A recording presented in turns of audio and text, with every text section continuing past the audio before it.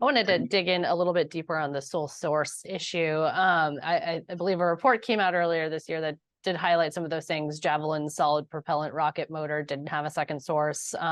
There's one company, Williams International, that builds turbofan engines for most cruise missiles. And then there's also one main company, PacSci EMC, that produces the energetics for most missiles. One foundry that can produce the large titanium castings, and so on. What are your biggest concerns in terms of sole source issues right now, and what are you doing to mitigate it? Have there been any sole source instances where you've been able to find a second source so far? How is that going? Yes, I mean this is also an issue that the DoD faces quite frequently. Again, that goes back to the demand problem that we have, that we are not a very large customer, and many of the suppliers and things that we use in our systems are DoD unique.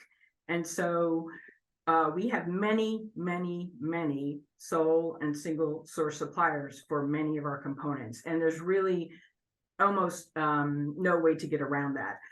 Things that we are trying to do, though, to mitigate that is, in some instances where there is enough demand, trying to qualify a second source. So we do have the flexibility, we do have the capability to surge when one supplier is having an issue, because one supplier is having an issue with a component during our production surge, we can turn to that second supplier and have that. We're also really trying to leverage ally and partner capability in this area, because they have suppliers that supply some of these critical components. They may not be qualified in our systems yet, but that's something that we can work on. We can also turn to allied and partner sources to aggregate demand. If they're using the same components we are, that provides enough demand to sustain the capability that's being used. So we can either have them use our suppliers in that instance, or we use their suppliers, but that aggregated demand really helps with that sustainment problem that we have in having more than one supplier.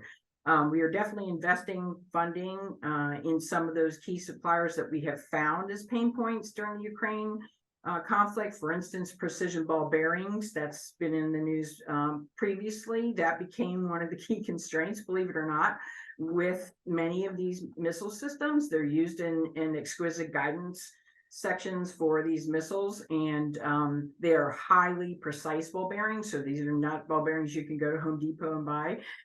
So we, we have one main supplier that we use for that, but there are other suppliers out there.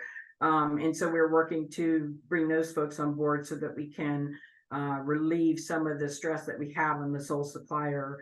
Another instance is forgings for 155 metal cases for ammunition. 155 ammunition is obviously one of the key pieces of munitions that Ukraine is using.